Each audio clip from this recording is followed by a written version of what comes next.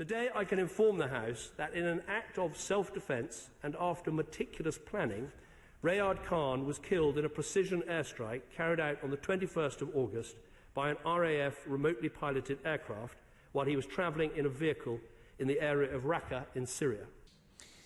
This is quite a departure in a number of ways. We have never used drones before, at least acknowledged, in the role of assassination. We've used drones to protect our troops in Afghanistan, and we're using drones in Iraq, which is a military area of operation as far as we're concerned. But we've never used them. We've always said we didn't use them in the way the CIA always used them, or often used them, to assassinate our enemies.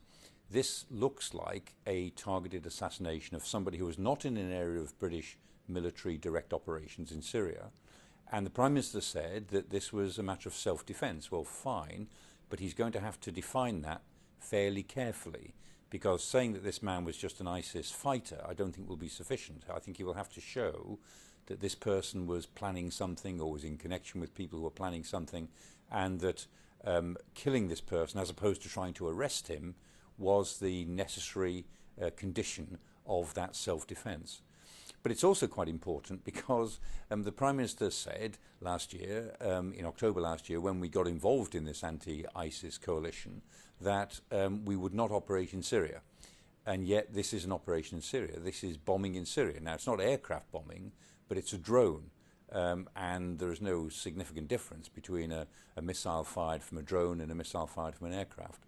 And so before Parliament has had time to look at this, it looks as if the Prime Minister has, in a sense, jumped the parliamentary gun. I think it'll be pretty controversial. I think a lot of MPs in all parties will question this, and I suspect the Prime Minister will be under quite a lot of pressure because of it. However, Downing Street must have anticipated that. They're not stupid. They know that if they make these announcements, that there will be a furore around them, and I think there will be some internal politics attached to this as well. The Labour Party is at present in disarray.